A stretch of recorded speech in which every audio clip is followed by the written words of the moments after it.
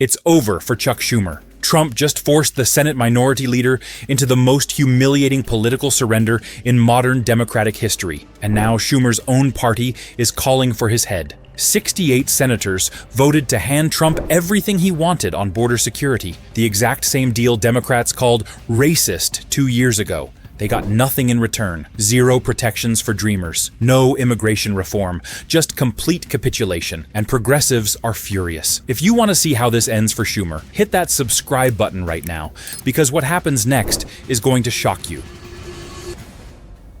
The vote that broke Schumer. Chuck Schumer stood on the Senate floor last night, watching his caucus abandon him in real time. 68 senators voted yes on Trump's border security package, including 23 Democrats who completely ignored Schumer's desperate plea to vote no. That's nearly half of the entire Democratic Senate caucus breaking ranks with their own leader on what Schumer called a defining moment for the party. Schumer needed to hold his people together and prove he could still lead effective opposition to Trump. But here's what makes this even more devastating. The bill that passed last night is almost word for word identical to a proposal Trump made in February 2023. Back then, Schumer called it immoral, un-American, and a betrayal of our values. He whipped his entire caucus to vote no, and they did. Fast forward to now, and that same bill just sailed through with Democratic support. Schumer's control over his party completely evaporated. Schumer's still technically the Democratic leader, but everyone in Washington knows he's leading nothing. The appalling collapse nobody saw coming. Schumer's approval rating among registered Democrats hit 31% last week, according to the latest Pew Research data. To put that in perspective, Mitch McConnell's approval among Republicans has never dropped below 38%, even during his worst moments. Schumer is less popular with his own party than McConnell is with his, but the really damning number is this. Among Democrats under 45, Schumer's approval is at 19%. That means 4 out of 5 young Democrats disapprove of their own Senate leader. The crosstabs get even worse when you drill down into the why. 57% of Democrats say Schumer is too willing to compromise with Trump. Another 23% say he's too old and out of touch with the modern party.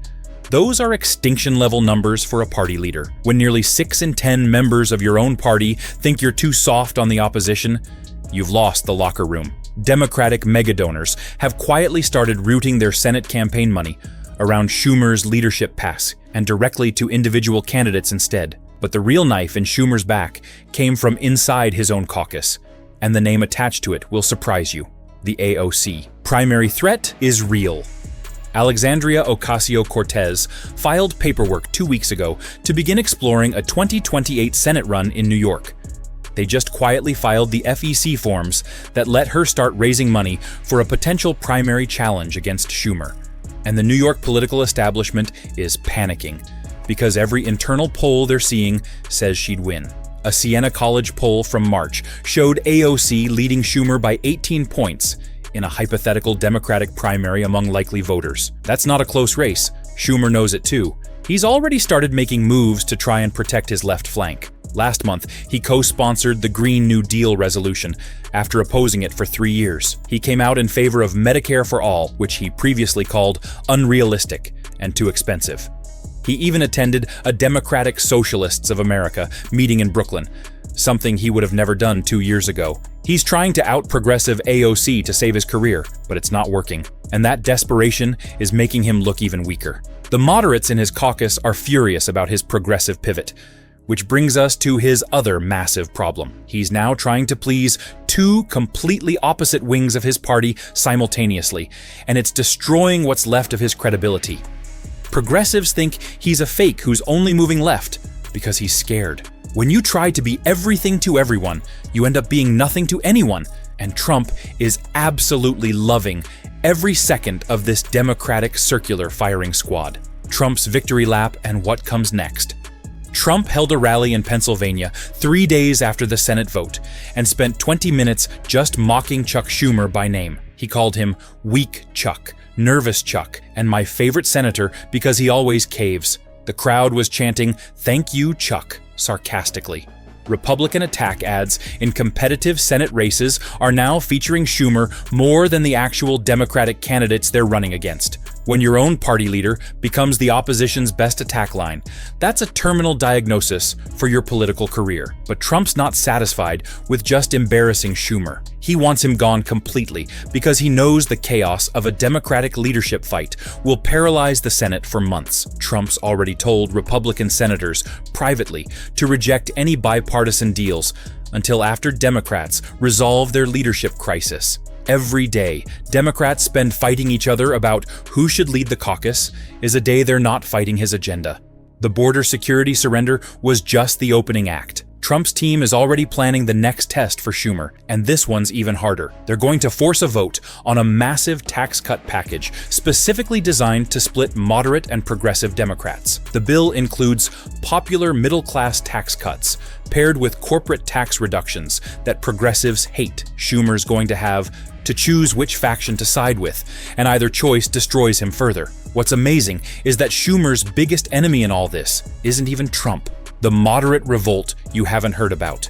7 Democratic senators held a private dinner in Georgetown last month without inviting Chuck Schumer. These weren't backbenchers or first-termers.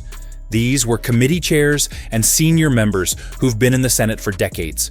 And according to 3 sources who spoke anonymously to Politico, the entire dinner was about one topic: how to replace Schumer as Democratic leader before he costs them the majority. They're not waiting until 2028 when his seat is up. The moderate wing of the party has completely lost confidence in his ability to lead, and they're actively plotting his removal. The name that keeps coming up as a replacement is Senator Chris Coons from Delaware, moderate enough to win swing states, progressive enough to not alienate the base, and most importantly, he's been quietly building relationships with both wings of the caucus for the past 2 years, specifically in preparation for this moment. Coons saw this coming. He's positioned himself as the unity candidate who can hold the coalition together. But here's the problem with replacing Schumer now instead of waiting. Senate Democratic leadership rules require a vote of no confidence from 2/3 of the caucus to remove a sitting leader midterm. That's 34 senators. And while plenty of Democrats are privately furious with Schumer, asking them to publicly vote to remove him is a much heavier lift. So they're stuck. They can't remove him because it would look even worse. Schumer's political career is now in this bizarre zombie state where everyone knows he's finished, but no one can figure out how to actually end it. The 2026 Senate map nightmare. Democrats have to defend 23 Senate seats in 2026. Republicans only have to defend 11. That's already a brutal map for Democrats. But with Schumer as their leader, it's potentially catastrophic. Every single competitive race is now going to feature Republican ads tying the Democratic candidate to Schumer's weakness. In Montana, Ohio, Pennsylvania, Wisconsin, Arizona, and Nevada, Democratic senators are already running away from Schumer in their campaign messaging. They're treating him like electoral poison. The betting markets tell the story. As of last week, Republicans are favored to flip 4 Democratic Senate seats and gain a 56-44 majority. Before Schumer's border security collapse, that number was 52-48. His failure added 4 seats to the Republican column in the projections. That's the difference between a slim majority and a dominant supermajority that could override vetoes and ram through constitutional amendments. Schumer's weakness isn't just hurting him personally. And the worst part is that Schumer knows all of this. He sees the polling, he reads the projections, he hears the whispers about Coons and AOC and leadership challenges,